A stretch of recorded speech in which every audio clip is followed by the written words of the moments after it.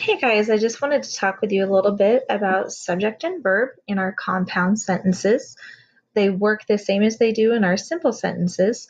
And remember, a compound sentence is just two independent clauses or two, let's write this out, compound sentence is two simple sentences joined by a conjunction.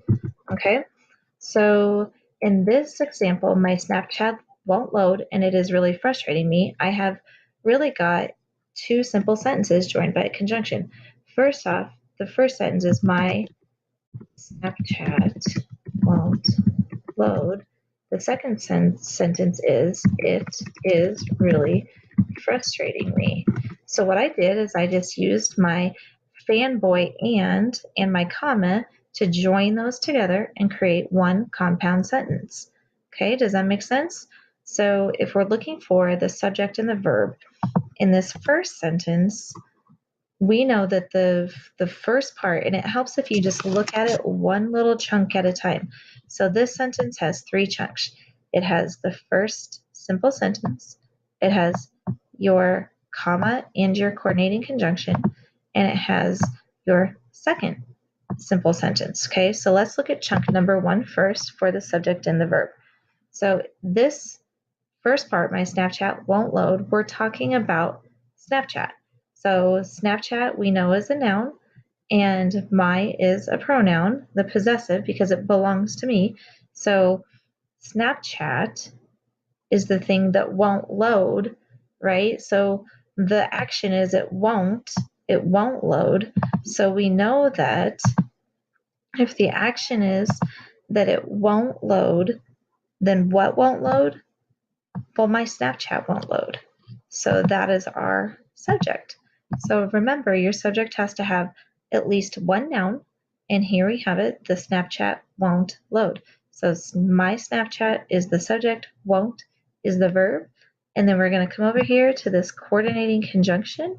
I'm just going to highlight for that for you so you can see that this is a separate part of the sentence. So that join together this other independent clause with this first one. So looking at this as a separate part, it is really frustrating me. Just forget the rest of those words. What is going on? What's this sentence about? What's happening? Well, it is frustrating me. So the subject is going to be it, the pronoun it. And that refers back to or names my Snapchat. So remember that the pronoun renames a noun or another pronoun, and so it's my Snapchat is being renamed by it. And what is it doing? Well, it is my action really frustrating me.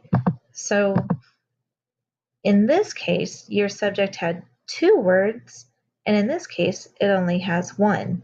And sometimes you're going to find subjects that have one, and sometimes you're going to have subjects that have more than one.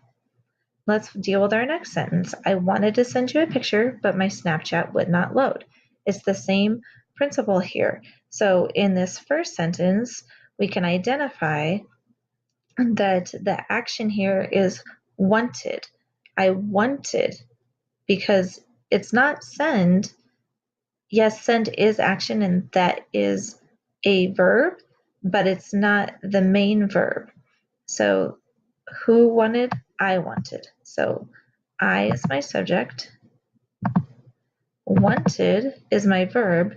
What am I doing? I'm wanting. So I wanted to send you the picture. Just let me highlight that.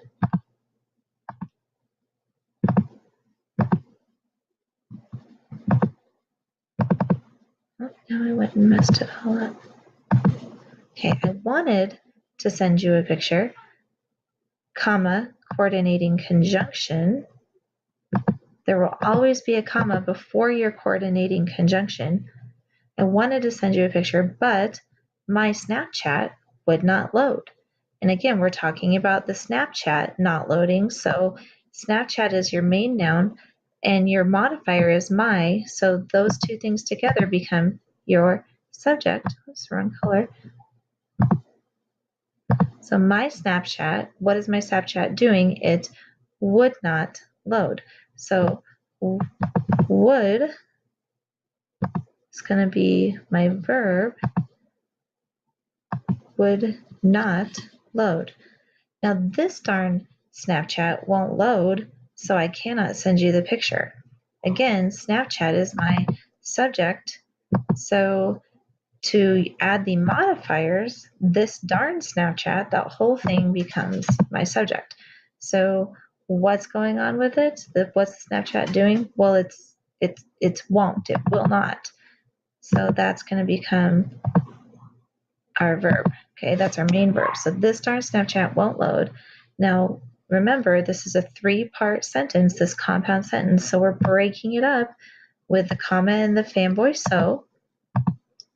So I cannot send you the picture. So I, the pronoun I, is my subject, and it just stands all by itself. So that little guy needs to be blue. There we go. Look at that, I'm messing this all up. So this Snapchat won't load, so I cannot send you the picture. So I cannot is going to be your verb. That's what I'm doing. I cannot send you the picture. For my first time using Snapchat, I did well adding a snazzy filter. So in this one, it's not a compound sentence. Okay, it doesn't have two complete thoughts. For my first time using Snapchat isn't a complete thought. So we're not looking for our main subject to be here. We're looking for it to be on this other part, which is going to have a complete thought. I did well adding a snazzy filter. See the difference?